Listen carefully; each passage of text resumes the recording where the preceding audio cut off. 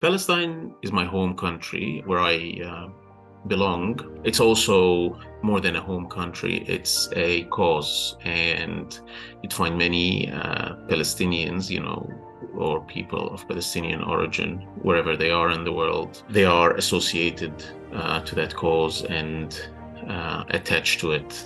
And would love to see an end to the occupation and, a good future for Palestinians. On the establishment of the State of Israel on the 15th of May, 1948, around that period, there was mass expulsion and ethnic cleansing of Palestinians from their towns, cities, and villages all across historical Palestine. And these people, have been forced out to neighboring countries, and they and their descendants still live today in refugee camps in Lebanon, in Syria, in Jordan, and also in refugee camps within Palestine itself. So in Gaza, there are refugee camps, and in the West Bank. These people have never been allowed to return back to their homes, even to visit, and they are in limbo for 75 years. Over and above that, people who are still living in Palestine, whether in Gaza and the West Bank or in Israel itself, there are 2 million Palestinians living in Israel. So there's a gross unfairness that happened on Palestinians, that has to be fixed. That is, to me, the cause. People who are supporting us all over the world, and especially here in Australia, it means a lot for me. But it also means that it's a just cause, that so many people are willing to take out of their time, energy, and lives to make a position, a strong position on something that is so far away from Australia and doesn't impact it that much. People have the right to express their opinions the way they find it, and I am appreciative to everyone who is voicing out their opinion in support of Palestinians. Palestinians are not against Jewish people. We don't have that history towards Jewish people.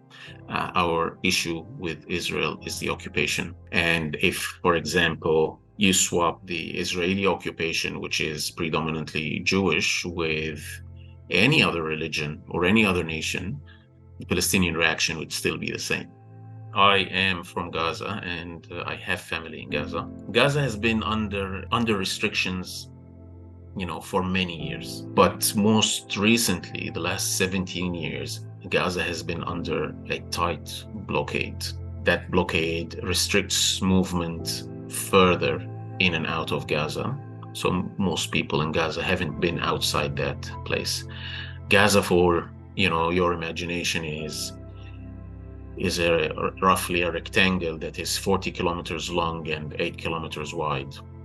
It's very small, with the population of Brisbane in it. And most people in there haven't been beyond that. Water in Gaza is scarce and saline, and that's because water flow into Gaza is restricted by Israel.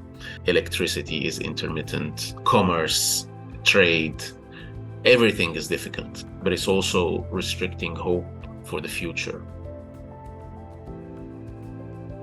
Immediately stop the war, as in immediately, then the world that supported Israel in conducting this absolute atrocity, this genocide, they need to take their responsibility and help in rebuilding Gaza. Second to that, there has to be a political process for finally implementing a political solution with Israel, and that has to be mediated by strong players in the world, because otherwise Israel wouldn't be interested, as they haven't been interested for the last 30 years. It has been a disappointment that the Australian government did not call for that. There is nothing wrong in calling for the end of killing of civilians. The Australian government, unfortunately, always qualifies that by Israel has the right to defend itself. Israel is taking that as a license to continue its attack on Gaza. The vast majority of the people who are killed, obviously there are no statistics, but we can see the images, are civilians. Children are not militants, women are not militants. And even most of the people who are killed, you can clearly tell that they are civilians. It's just a basic human position. I still support a two-state solution, regardless of the Israeli unwillingness, for one. The ideal situation would be a one-state solution where everyone lives happily and democratically and gets along. Maybe that's a long way ahead, but yeah, a two-state solution would be a start. People dying by, the death toll has surpassed 16,000 people, I think. It's a very large number of people, and it has to stop, and until that stops, we will continue protesting.